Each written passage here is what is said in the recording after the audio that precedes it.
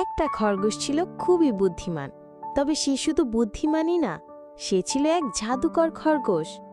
সে জাদু করে ফুল ফোটাতো, গাছ নাচাতো, সকলে মুগ্ধ হয়ে তাকিয়ে থাকত। কিন্তু একসময় সে মিথ্যা গল্প বানাতে লাগল। আমি আকাশে উড়ি, রাজাদের শিক্ষক, এই সব গল্প বলতো। প্রাণীরা অবাক, আবার কেউ কেউ সন্দেহ করল।